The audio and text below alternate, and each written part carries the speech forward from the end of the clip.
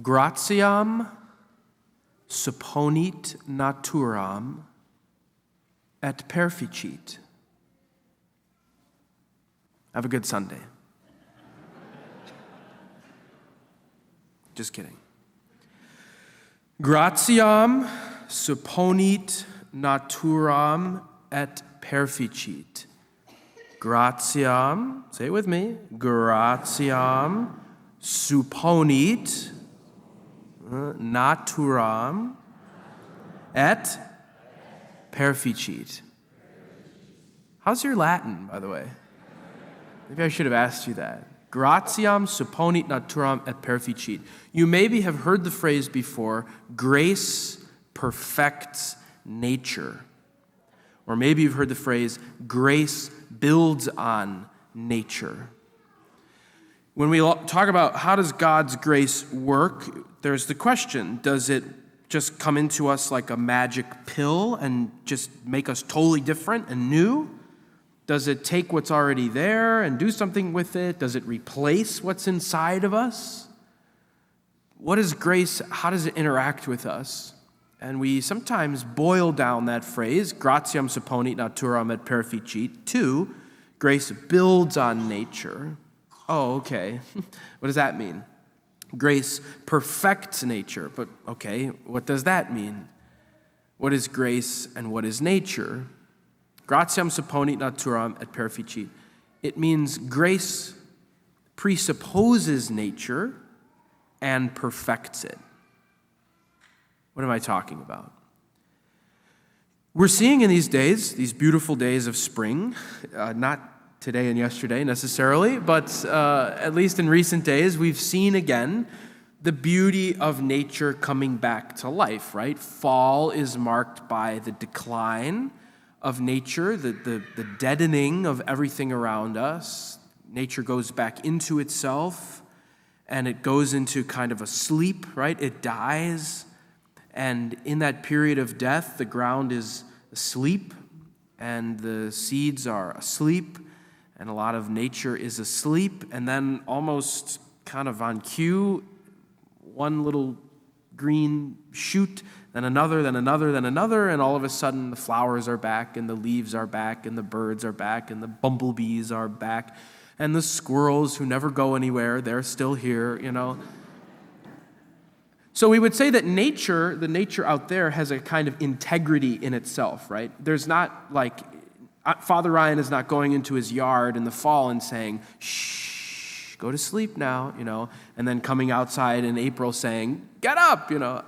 It's doing it on its own because nature has a kind of integrity to itself that whatever is happening in the world, whatever the political figures are, whatever the major moments of the tree, the leaves are going to fall off and the leaves are going to grow back because nature has an integrity in itself. And it's true of people as well. You know, I'm a high school principal, and I can tell you, I can work with parents and help them to see, yeah, this stage of development is pretty natural. It's pretty normal. And why can I say that? It's because nature has an integrity. And so it's going to look different in every kid, you know, but it makes sense that the freshmen would be suspected as the ones TPing the bathroom, for example, because that's kind of just what freshman boys do, you know? Or they find other ways to have mischief, you know? And then sometimes it's a senior who did it, and you're like, what? I can't believe it. That doesn't seem normal. You should outgrow that by now. We can say those things, right? This is why when you get into reading standards and math standards, you can have all these like categories and columns because it's not that nature's predictable, because as I said, everybody's on a different kind of journey, but there's a kind of normative way that nature progresses. Does that make sense? I hope so, because I'm moving on from that point. Nature has a kind of integrity that is really unstoppable. You can break into it, you can alter it, you can change it, you can do things to it, you can modify it, but nature has an integrity to it that is it's an essential part of what it is as things grow and develop. All right. So insert into the equation now grace. Think about your nature as a human person. I think a very contested question is the question, are humans, naturally good or bad? And there's a debate. Some people say, oh, they're naturally bad. They tend toward badness. Or they're naturally good and they go astray sometimes, but essentially we are good. We are yearning for the good. Well, don't put it into those terms necessarily. Try to put it into the terms of where did we start, where are we now, and where are we going? We Christians would say, yes, humans are good. Why? Because we're made by God, and God himself, as he creates, says it is good, right? Everything he creates is good. And we go astray, of course, in sin. Jesus comes and he lives our life, dies our death, rises again as the first fruits of our resurrection, and he ascends into heaven in the fullness of his humanity, paving the way for our humanity to live in heaven as well, thereby restoring human nature, restoring humanity to the glory that we once had in the garden, and also bringing us closer to himself than we can ever imagine. So this is the beauty of grace and nature. But sometimes I think we forget, the reality of our nature. In other words, we sometimes think, because of how I am, because of where I've been, because of what I've done or haven't done, because of what I think or don't think, because of the way that life has sort of unfolded for me, that grace is sort of barricaded from really working in me. You meet these people who say the exaggerated things like, well, if I go into church, the holy water will boil. Or, I might get struck by lightning if I walk in there, And you just have to look at those people in the face and in all sincerity say, knock it off. And don't take yourself so seriously. Your sins are really boring. Your sins are really not that spectacular. I'll tell you, as someone who hears confessions in many parishes and a high school, that sin is really very boring and that you're all doing the same things. Okay.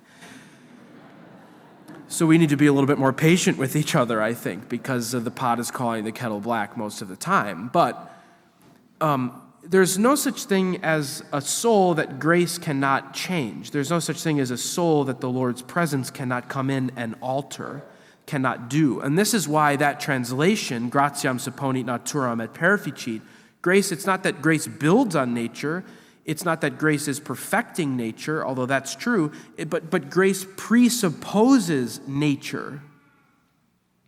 In other words, it's not that because of who you are, where you are, what you've done, or what you think, or any of that is a barricade to the Lord. Actually, grace presupposes all of that. Jesus didn't come and get here and say, whoa, these people are a lot worse off than I thought. And so I am really having second thoughts at this point about what I'm going to do for these people. I'm not going to die for them anymore. Maybe I'll just write a nice book and leave it for them or something. That's not what happened. Likewise, when we give ourselves over to him and we come to him in prayer, it's not that we say, come into me, Jesus, and take a look around in here, and the Lord looks inside of your heart and he says, whoa, I didn't see that coming. That's not it at all, you guys. Grace presupposes all of that. The work of God in our lives presupposes all of your brokenness, all of your detriments, all of your past, all of the woundedness, all of the baggage. It is presupposed. In other words, it's taken for granted. It's taken for granted that it's going to exist. But God does not leave you there. Jesus does not come into people's lives to say, yeah, no, I knew you were bad, but good luck getting out of that. And then he leaves. No, he stays with them. That beautiful line from John's Gospel, he loves his own who are in the world, and he loves them to the end. He loves them to the end. That's so amazing. It's amazing. It's divine. That's what love is. Grace presupposes nature and then perfects it over time.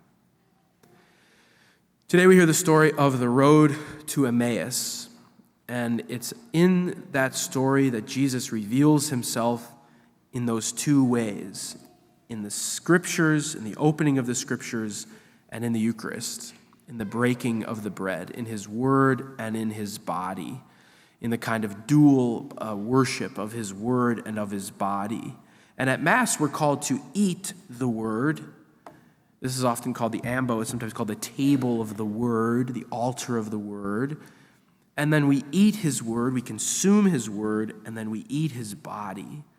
So at every Mass, he's revealed to us in exactly the same way as he was revealed to those disciples on the road to Emmaus. First in his word, and then in his body and his blood, his soul, and his divinity. We receive him, we eat God, and he lives within us. We receive his grace, both by hearing the word and by receiving his body. We receive his grace, and doing those things is not without effect. As we receive his word and we receive his body, we chew on his word and we chew on his body. We are filled with his very life. And what is the possibility there? It's exactly the same as what happened for the disciples. It's that his grace comes into us in a new and powerful way. It presupposes our nature and perfects it. If you let it. If you let it. And that's the key, isn't it? That's always the hinge. Thy kingdom come entails my kingdom go.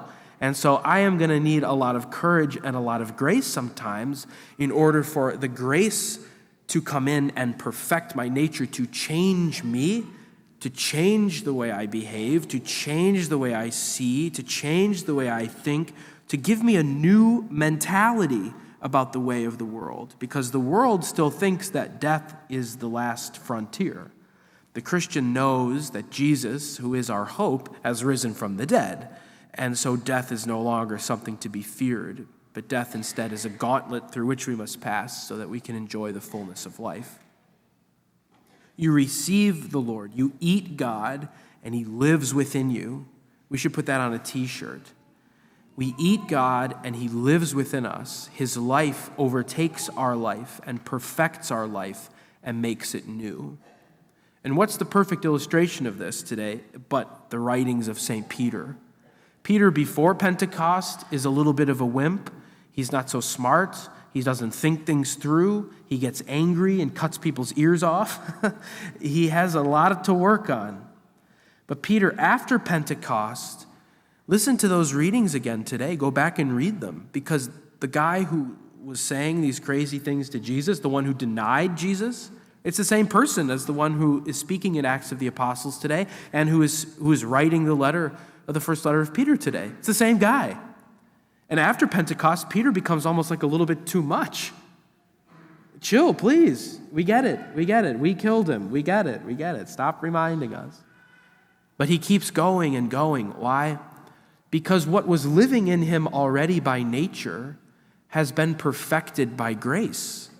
What was living in him by nature, the courageous man, the sincere man, the man in love with the Lord, the man in love with other people, the man who loved the people that God had given to him, the man who had thoughts, the one who couldn't express them very well, but he had thoughts. He had the ability within him. Grace comes and perfects his nature and takes away those parts of him that were leading him all over the place and gives him divine purpose. It gives him, rids of distraction and gives him a new way of going forward, a new set of eyes and a new mentality that he can use to interact with the world. And this is the power of grace. So if you are tired of doing the same old things all the time, tired of bringing the same old things to confession all the time, tired of really falling into thing after thing after thing all the time, tired of looking at the world with the mentality that says, everything is hopeless, everything is lost, everything is done for, then I'm telling you, your remedy is here. Your remedy is here. This isn't a little wafer, you know what I mean? I'm not going to give up my whole life. I'm not going to give up a wife and kids. I'm not going to give up like the great glories of being an adult in the world to serve a Nilla wafer to you. Do you know what I mean? The martyrs of communism and the martyrs of the church in the early church, they didn't give up their life to defend a Nilla wafer. But if this, what you receive from this altar, really is the Lord, if it really is Jesus, if it really is his body and his blood, then it changes everything. It changes everything about the way that we live and move and have our being. Because this thing is efficacious. The Eucharist, all the sacraments, they do what they signify. You eat God and his life is being lived within you. And the life you live now is not your own, but the life of the Son of God who loved you and gave himself for you. And now from the inside out, as often as you want it, is changing you and making you new and taking away those parts that lead you away, that lead you astray, those parts of uncharity, those parts of being judgmental or of hopelessness or whatever it is. He takes them away from you and replaces it with something else. He takes your nature, he takes it exactly as it is, exactly where you are, exactly how you are, exactly whatever you are. He takes you and he perfects you and makes you into the one that he has had the image and the dream of from the very beginning. Gratiam supponit naturam et perficit. Got it? Got it.